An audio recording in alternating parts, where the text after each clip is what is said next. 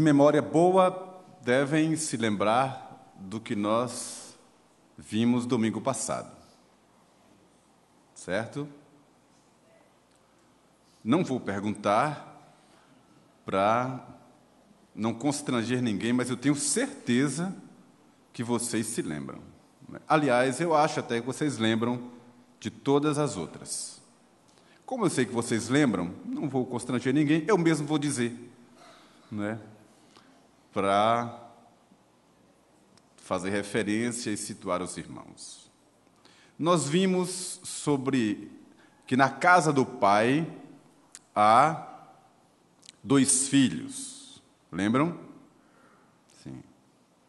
Na casa do pai também há partidas e regressos. Na casa do pai há pão com fartura. Certo? Na casa do pai há perdão. E hoje nós vamos ver que na casa do pai há trabalho. Olha o que é que diz o texto que a nossa querida Nádia leu.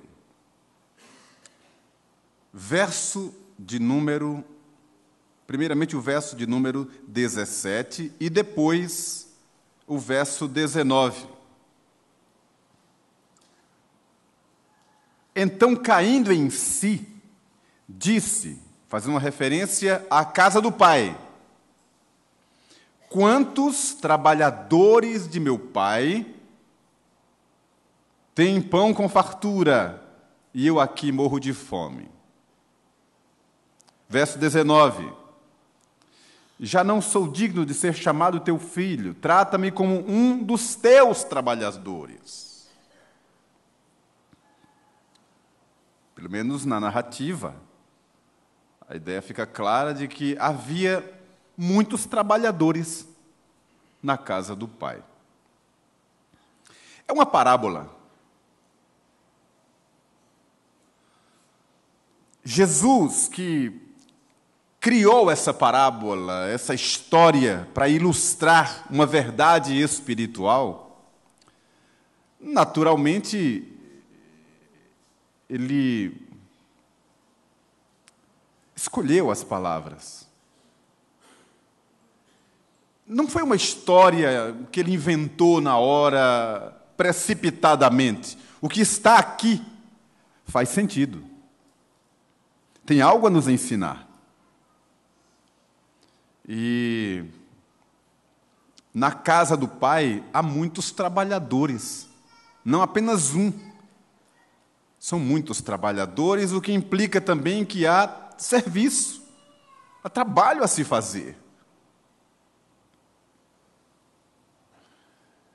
Eu quero pontuar 2 coisas e comentar com vocês para nossa instrução e desafio. Pensem primeiro comigo o quanto que na Bíblia há de referência acerca do trabalho cristão. Eu poderia ficar a manhã inteira aqui trazendo à luz, rememorar com os irmãos, textos e mais textos em que Jesus, os apóstolos, falam sobre o trabalho, o serviço, a mão no arado, o desprendimento, a obra a ser feita, a grande comissão, o ide. Eu poderia fazer uma lista imensa.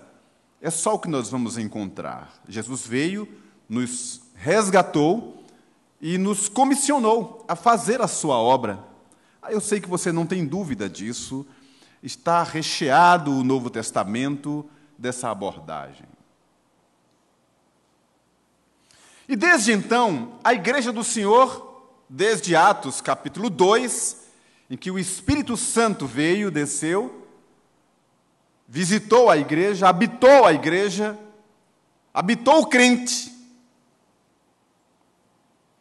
aqueles membros da igreja primitiva foram dispersos, saíram por todo canto, pregando o evangelho, e então os apóstolos foram também dispersos, foram para outras nações, saíram pregando o evangelho da salvação.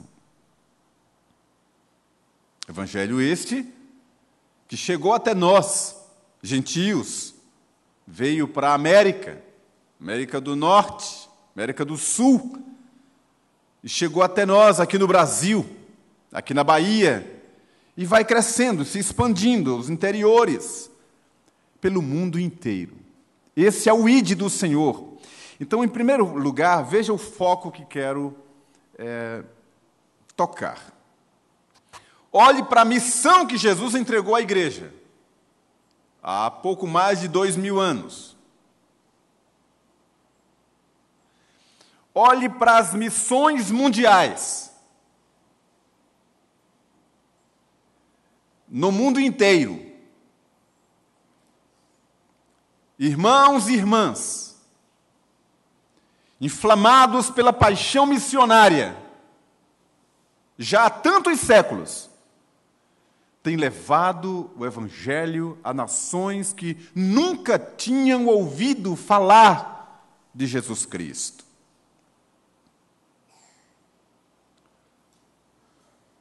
Aí você feche um pouco mais o foco. Vamos afunilar essa história. A gente tem um quadro da reforma protestante, da contra-reforma, dos grandes movimentos de avivamento e missionários a partir da Europa, vindo para a América. Aí temos a história afunilando um pouco mais de uma igreja americana tocada pelo Senhor, visitada por um poderoso, genuíno avivamento, e envia para o Brasil um jovem, Simonton, que morreu tão jovem, 30 e poucos anos, e fundou, ou pelo menos organizou, a igreja presbiteriana aqui no Brasil, ali no Rio de Janeiro. Dali foi para São Paulo. De São Paulo veio para o Nordeste. Inicia-se a igreja presbiteriana aqui na Bahia, aqui no Nordeste, que é a nossa igreja. Depois vai para Cachoeira. Os irmãos conhecem a história, e então Norte e Nordeste passa a ser evangelizado. Aí vem o Sínodo, Alagoas, Sergipe. E as coisas vão se enraizando e crescendo, e o Evangelho do Senhor vai cumprindo o seu papel. É o trabalho cristão. É a obra que Jesus mandou realizar. E vem sendo realizada nesse plano macro de que estou falando. Dentro dessa concepção do macro, a igreja, a missão, o ID, deixe-me agora mostrar um segundo elemento, para você pensar comigo. Notem agora, dentro desse quadro de crentes do mundo inteiro, pregando, levando o evangelho, missões, agora imagine você várias denominações.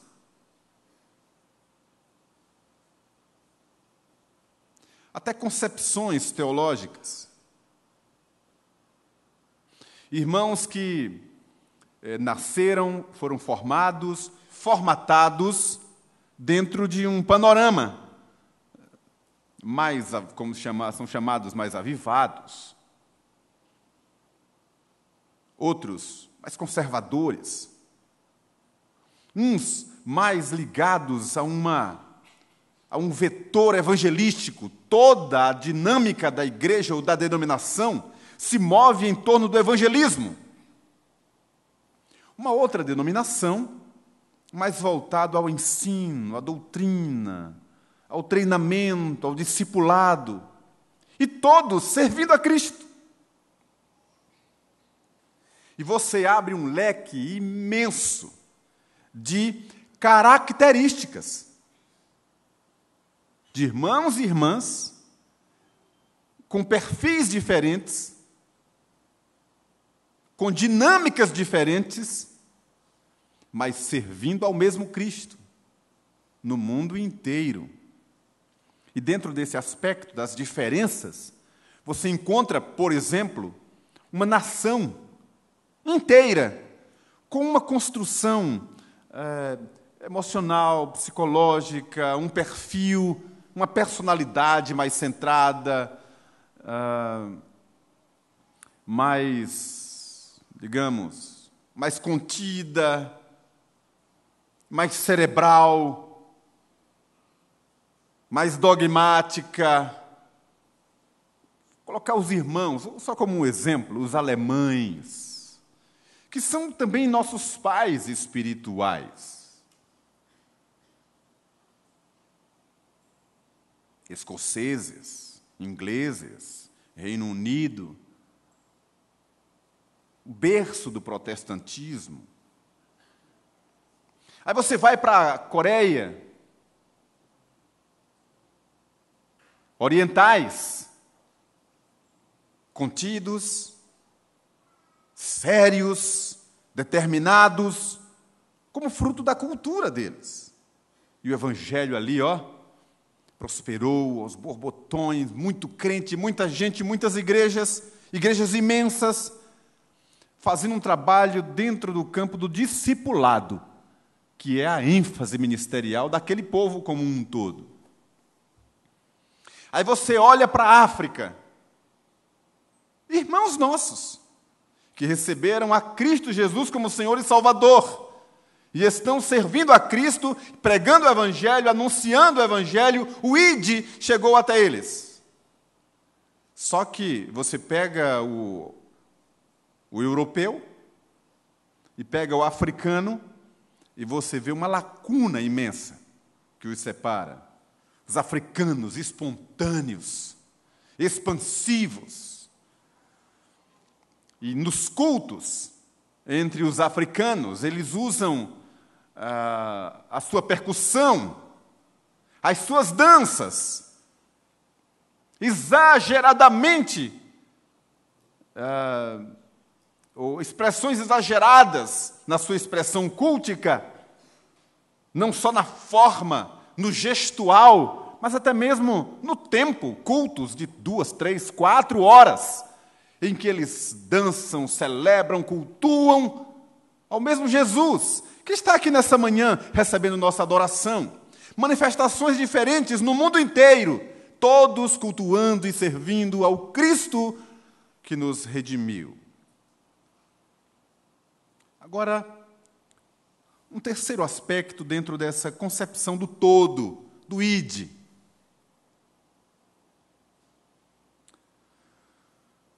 Há diferenças denominacionais e etc. e tal. Agora, notem ministérios e serviços diferentes dentro do mesmo corpo.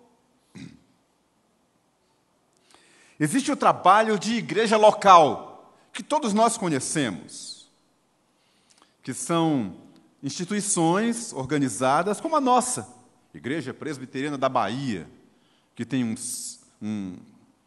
até um CNPJ, tem um endereço, tem uma estrutura, funciona aqui através de núcleos, de grupos, de departamentos, entidades internas, enfim. Mas existe, dentro do corpo de Cristo, muitos serviços prestados por grupos diferentes, diferenciados, missões que são chamadas para-eclesiásticas, ou seja, servem a Cristo, têm a mesma missão de levar o Evangelho, mas construíram uma ideia, uma identidade para alcançar grupos específicos, com trabalhos específicos. Só para dar alguns exemplos de muitos, mas são muitos mesmo. Existe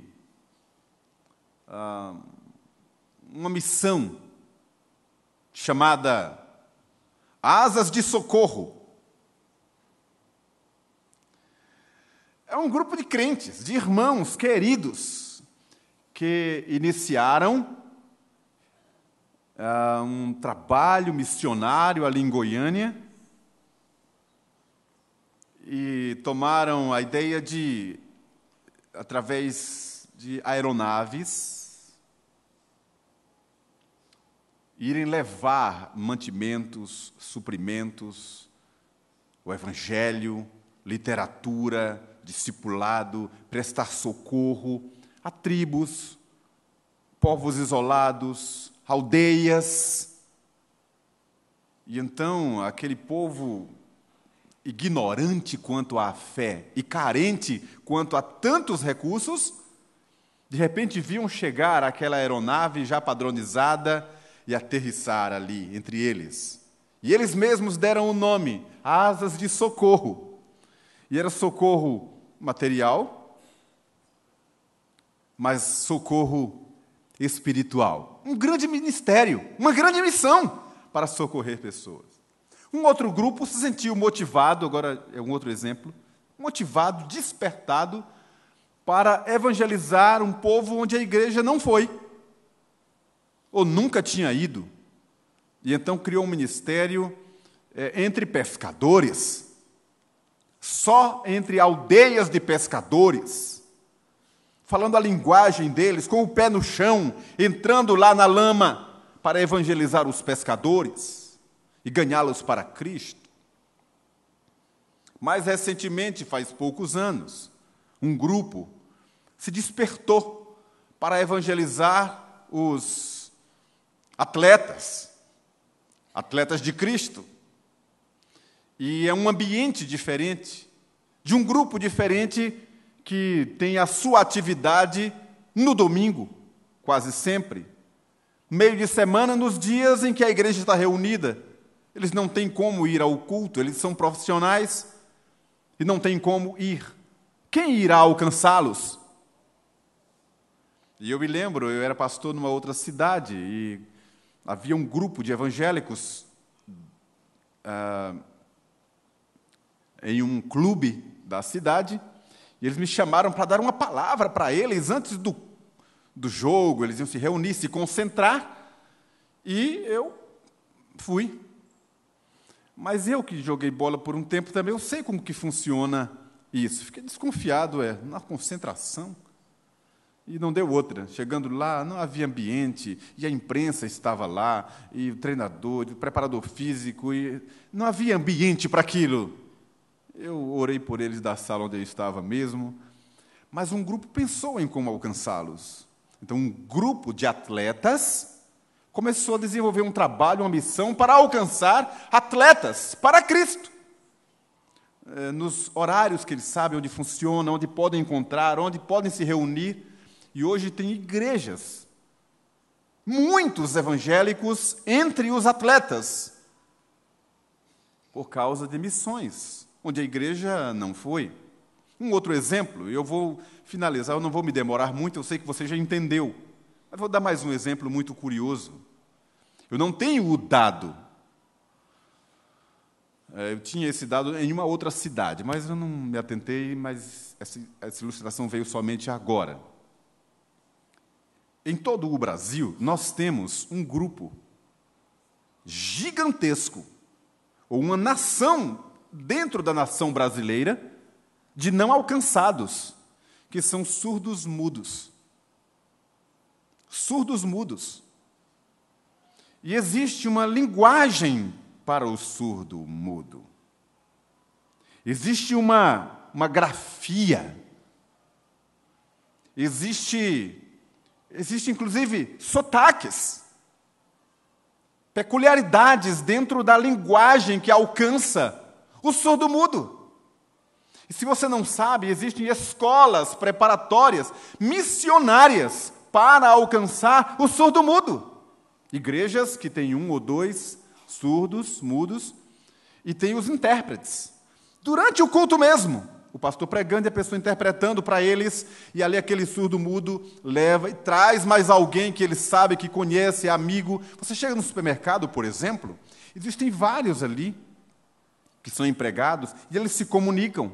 E em várias empresas já existem as cotas destinadas a esse público, são milhares. E a igreja não alcança como instituição organizada, mas existem missões alcançando esse povo, saiba disso. Muitos missionários. Inclusive, tem umas meninas aqui na igreja que já me pediram orientação, suporte, para que eu promova isso. Elas querem ser missionárias para alcançar surdos mudos. Louvado seja o Senhor por isso, porque são muitos.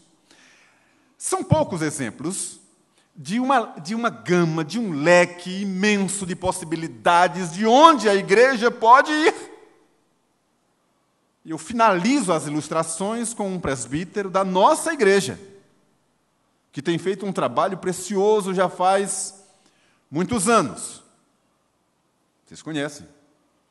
O presbítero Manuel Ribeiro. Ele, como um militar reformado, sabe mais do que qualquer um aqui, que você, como civil, não tem acesso a certos ambientes lá. Você não pode chegar lá, eu quero falar com o comandante, quero falar com um oficial. Como que você vai fazer isso? Existem regras, não tem como. Mas ele, como tem acesso, ele tem ido lá, levado o Evangelho, distribuído Bíblias, Novos Testamentos, literatura, promovido momentos de oração. Deus tem usado esse irmão. Deus abençoe e guarde de todo mal e o abençoe ricamente. Quando ele vai ali, não é o cidadão com o CPF, Manuel Ribeiro, é a igreja de Jesus. Fechei as ilustrações. E volto aqui para nós, que é o segundo ponto que quero destacar. Há trabalhadores na casa de meu pai. Sabe o que isso quer dizer? Que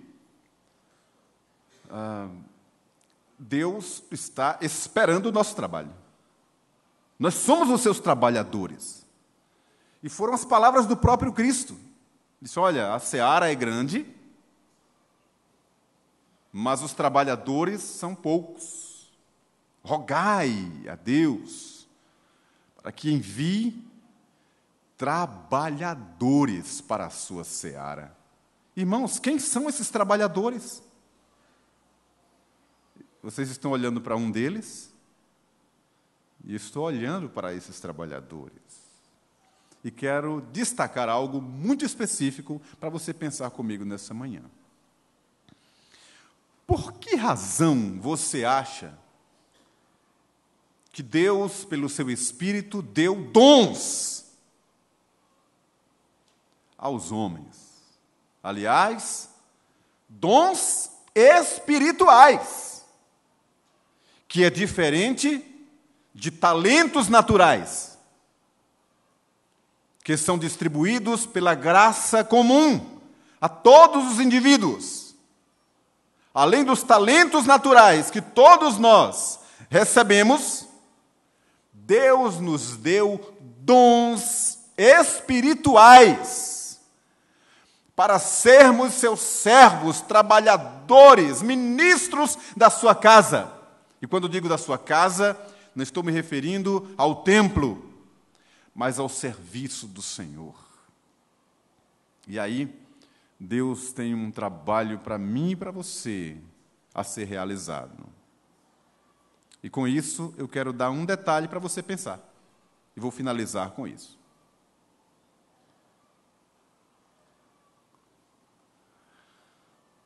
Eu tenho o privilégio elevado de trabalhar no altar.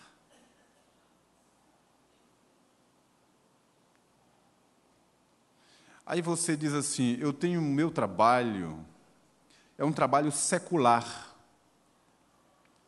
um ambiente completamente diferente de igreja. Convivo, inclusive, com pessoas que demonstram não crer em nada, ou têm uma vida dissoluta, isso, aquilo, outro. Irmão querido, ouça o que eu vou te dizer nesta manhã. Aquele ambiente onde você trabalha se chama campo missionário. Deus te plantou ali para você ser sal e luz.